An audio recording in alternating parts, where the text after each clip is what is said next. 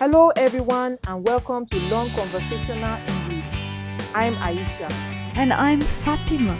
Today we're talking about something many of our listeners experience when they move to a new country: culture shock. Oh, yes, culture shock. When I first moved here from Nigeria, I thought I was prepared because I spoke English. But there were so many things that surprised me. Same here. What was the biggest shock for you? You know what really got me? How quiet public transportation is here.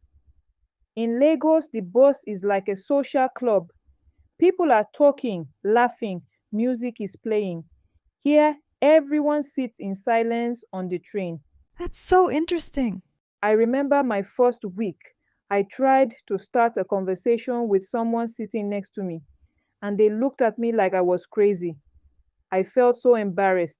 Oh no. For me, coming from Jordan, the biggest shock was how people handle personal space.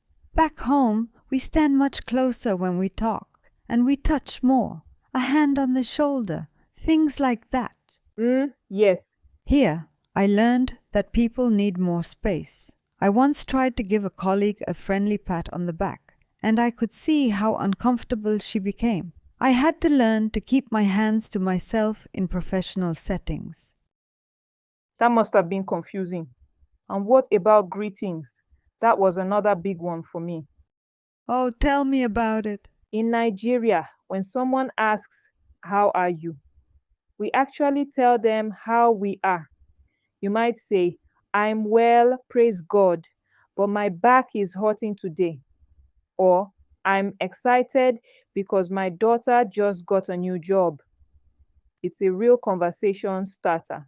Right, and here it's just, Here it's just "fine, thanks, and you?" even if you're having the worst day of your life. I learned this the hard way when I told my neighbor about my whole weekend when she asked how I was. She looked so confused and kept checking her watch. poor thing probably just wanted to get to her car. I made similar mistakes. In Jordan, we ask about your family, your health, your work. It shows we care. Here, I learned that "how are you" is more like saying hello. Yes, it's more polite than personal. But you know what was really hard for me? Making friends. Oh, that was the hardest part. Back home, friendship happens naturally through family connections, neighbors, people you grew up with. But when you're an adult in a new country and you're trying to make friends in English when it's not your first language, It's so intimidating. I remember being so worried about my accent. I thought people would judge me or not want to be friends with someone who spoke differently. I felt the same way. I used to practice conversations before social events. I'd think about what to say if someone asked about my work, or my weekend, or where I'm from. That's actually really smart preparation. What helped you feel more comfortable? I found that joining activity groups worked well. I joined a book club at the local library. When you're discussing a book, you have something to talk about beyond small talk. That's brilliant. And cooking classes. Food is universal. I could share stories about Jordanian dishes, and people were genuinely interested. It gave me confidence to talk about my background. Food is such a great connection. For me, it was a walking group in my neighborhood. We'd walk for an hour and conversation flowed naturally. Plus, if there were awkward silences, we could just focus on walking. That's smart. Activities where talking isn't the main focus. But let's talk about homesickness. That really hit me hard sometimes. Oh, homesickness, it comes at the strangest times, doesn't it? Yes, for me, it was during Ramadan, my first year here. Back in Jordan, breaking fast is a community event. Families gather, neighbors visit each other. There's this wonderful sense of togetherness. Mm, Here, I was breaking my fast alone in my apartment while my neighbors were having regular dinner. It felt so isolated and sad. that sounds really lonely. For me, it was trying to find ingredients to cook Nigerian food. I spent an entire afternoon looking for plantains and palm oil to make my grandmother's recipe for dodo and rice. Did you find them? Eventually, yes, but I started crying right there in the international foods section. It wasn't really about the ingredients, it was missing my grandmother, missing Sunday dinners with my whole extended family around the table. I understand completely. How did you handle those feelings? I started calling home more regularly, but not just when I was sad.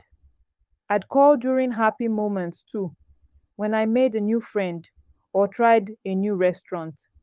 It helped me share my new life with my family back home. That's beautiful. And I started hosting Nigerian movie nights. I'd make chin chin, those sweet fried pastries, and we'd watch Nollywood films. Even my American friends started coming and asking questions about the culture. What a wonderful idea. I did something similar. I found a local mosque where other Arab families gathered. During Ramadan, we started having community iftars, breaking fast together. It wasn't exactly like home, but it created a new kind of family. That's perfect. You created your own tradition. What I learned is that missing home doesn't mean you can't appreciate your new home. I still miss my mother's mansaf, and I miss hearing Arabic spoken everywhere, and I miss the call to prayer echoing through the city in the morning. Yes, you can hold both feelings. But I've also learned to love things here that I never expected, like how organized everything is.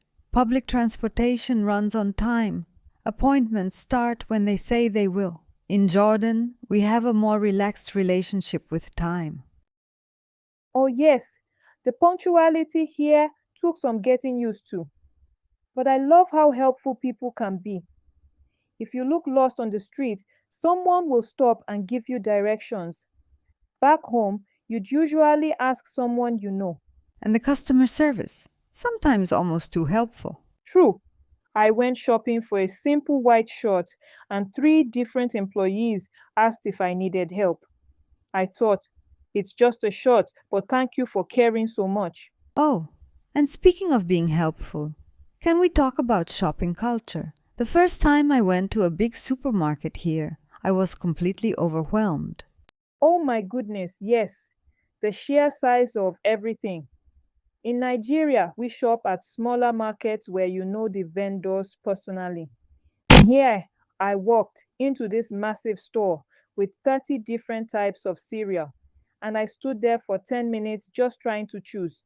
And the portion sizes. Everything comes in family size packages. Back in Jordan, we bought fresh bread daily from the baker. Here, I bought a loaf that lasted me a week, but it felt so impersonal. You know what else was a big adjustment?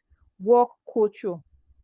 The whole concept of work life balance here was so foreign to me at first. Oh, tell me about it.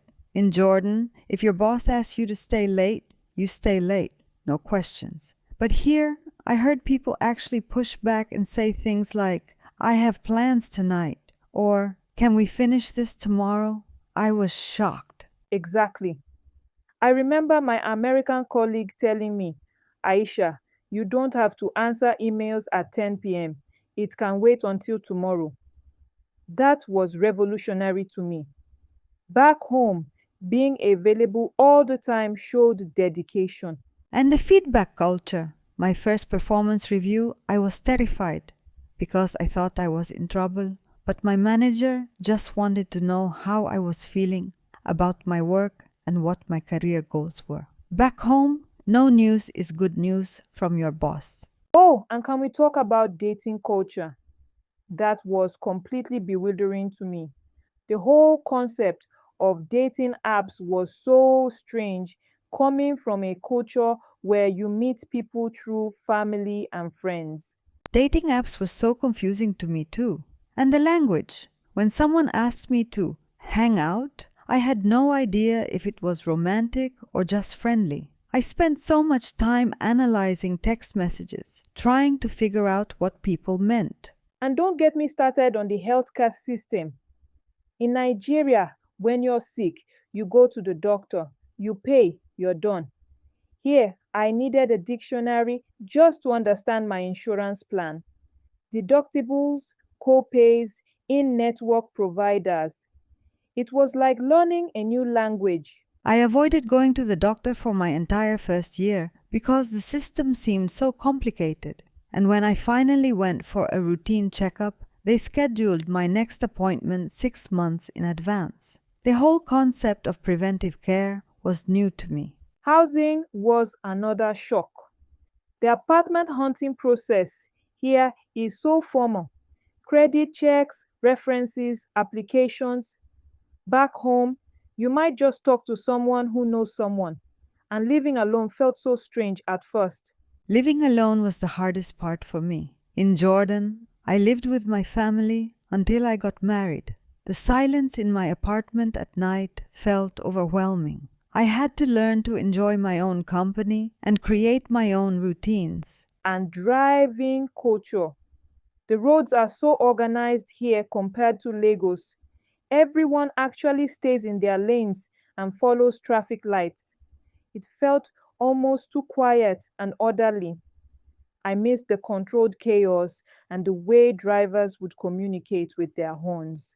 You know, looking back on all these experiences, I think the biggest lesson I learned was patience with myself and with the process. Culture shock isn't something you get over in a few weeks. It's more like waves that come and go. That's so true. Some days I felt completely integrated and confident, and then something small would happen. Maybe I'd misunderstand a cultural reference or make a social mistake, and I'd feel like a foreigner all over again. But each time, I recovered a little faster. And for anyone listening who's worried about their English, remember that communication is about more than perfect grammar. I made so many language mistakes, but people were usually patient and understanding. Your willingness to try is what matters most. Exactly. And remember that you're not just learning a language, you're building bridges between cultures. Every conversation you have helps someone understand your background better, and you learn something new about theirs. That's a beautiful exchange. So, for our listeners who might be experiencing culture shock right now, what advice would you give them? First, be patient with yourself. Everything feels overwhelming at first.